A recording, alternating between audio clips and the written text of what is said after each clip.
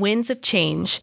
The following article appeared in Issue 4 of Engineering Inc., published by the American Council of Engineering Companies.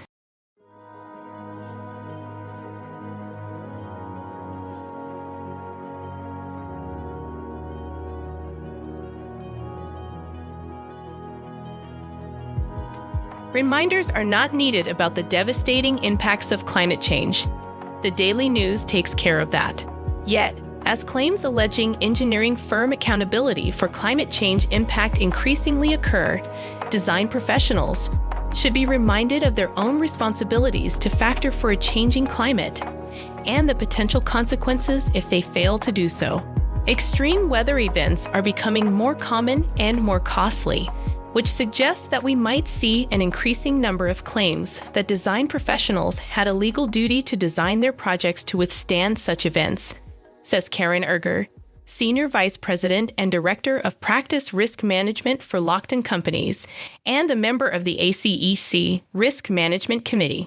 According to the National Oceanic and Atmospheric Administration's National Centers for Environmental Information, in 2022, the U.S. experienced 18 separate weather and climate disasters that exceeded $1 billion of damage, with a total cost exceeding $178 billion.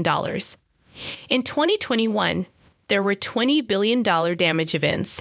2020 had 22. For comparison, the early 2000s saw an average of about 6 climate events per year that caused at least $1 billion of damage. The increasing instances of major climate events is a concerning trend made more so by the fact that large numbers of people are moving to areas vulnerable to the impacts of climate change. As New America's The Future of the Coast article states, over 100 million Americans live on the U.S. coasts, and people are moving there at a faster pace than ever before. That's despite a steady increase in the frequency and severity of coastal flooding and storms. According to research from the University of Wisconsin-Madison and the United States Forest Service, as of 2020, more than 16 million homes were in fire-prone areas in the American West, an increase from roughly 10 million homes in 1990. Growing populations in at-risk regions present a distinct challenge for engineering and design firms serving those areas. Yet, climate-related challenges suddenly seem to be everywhere. Even the mountainous eco-leading state of Vermont suffered from $3 billion to $5 billion of damage and economic loss from torrential rain and flash flooding in July 2023. Most engineers proactively design for a 100-year storm, a storm of such intensity it has a 1 in 100 chance of occurring in any given year. Yet such efforts may fall short given the frequency and devastation of recent climate events. The previous 100-year storm to hit Vermont came just 10 years earlier during Tropical Storm Irene, downgraded from hurricane status by the time it reached New England. Even 500-year storm measures are proving more frequent. During Hurricane Harvey in 2017, the Washington Post noted that Houston was experiencing its third 500-year flood in 3 years. Erger explains, the standard of care requires the design professional to perform their services with the skill, care, and judgment ordinarily exercised by reasonable design professionals of the same discipline providing similar services at the same time and place. What that standard requires is always evolving, and as our knowledge of climate change impacts grows, it may come to require design professionals to consider climate adaptation measures in their designs, or at least advise their clients of their availability. A design professional can be found liable for negligence if they fail to meet the standard of care, which varies by location. In coastal cities, for example, the standard of care relies heavily on designing for rising sea levels and increased flooding. In the West, designs may need to account for extreme heat, drought, or wildfires. Traditionally, the standard of care has been measured in part by whether a design meets the local code. It is a measure that hasn't held up to legal scrutiny.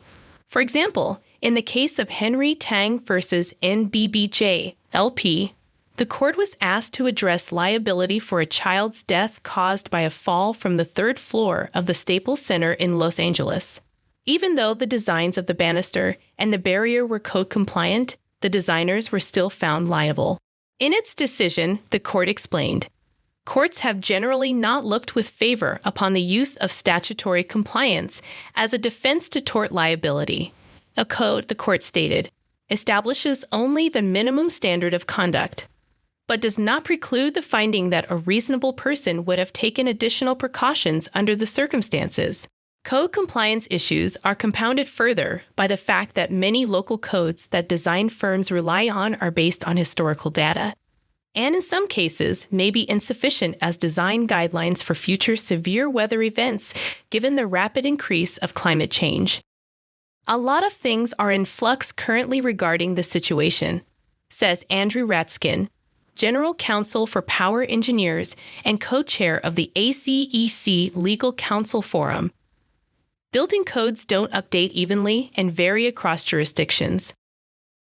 A survey done by the Federal Emergency Management Agency in 2020 discovered that 65% of municipalities across the country have not adopted modern building codes or design standards that adequately guard against the future impacts of climate change. Some of FEMA's own flood maps have been found to rely on historical conditions and do not account for projected sea level rise and extreme precipitation. Building codes and floodplain maps may not reflect future risks. In some cases, engineering and design firms may be advised to look further. They will want to understand the proposed project's vulnerability to climate and weather impacts and the potential need to respond to these in the design, Erger says. They may need to research available weather data and projections and climate models and might also retain, or have the client retain, a climate consultant to further define the risks and test the accuracy, limitations, and applicability of any publicly available data.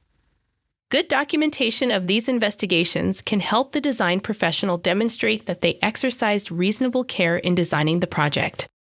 In Ratskin's opinion, while it will be smart for engineers to bring awareness of climate resilience considerations to a project and the client, engineers should not bear this burden alone. Engineers are a crucial part of the solution to adaptation challenges, Ratskin says. They shouldn't be penalized for attempting to reckon with future climate impacts on a project, or for decisions beyond their control. Otherwise, we risk promoting counterproductive behaviors and driving away the most capable firms, the best athletes. Well, we need to be fully engaged in addressing these challenges from critical and difficult projects. For Erger, client communication and education can serve the client and firm equally well, offering both proactive and protective benefits. The design professional should educate the client about the potential impact of weather and climate events on the project and explain its proposed design solutions, she says. Careful documentation of the design firm's recommendations and the client's decisions will avoid misunderstandings and also serve as evidence of the fact that the risks and potential solutions were discussed with the client. For all the risks, responsibilities, and standard of care expectations placed on design professionals, the client, who ultimately controls a project's design objectives, scope, and budget, brings an additional set of concerns and responsibilities to the table. Tenants or partners can ramp up expectations for climate resilience in a project. Local governments could introduce more stringent regulations and codes for climate adaptive design and increase fines or liabilities for noncompliance. So clients may seek their own protections for future liability through contracts. It is something that needs to be on the radar of every design professional, says Erger. Clients' contracts sometimes call for the design professional to warrant or guarantee their design, or to meet an elevated standard of performance. Clients' contracts sometimes call for the design professional to warrant or guarantee their design, or to meet an elevated standard of performance, for example, defect-free design, she says.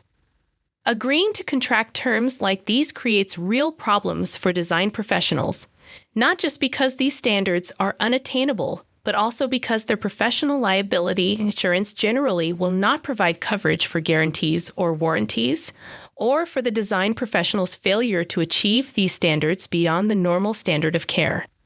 For this reason, Erger adds, it's important for design firms to carefully review client-drafted contracts and do their best to negotiate such terms out of their agreements.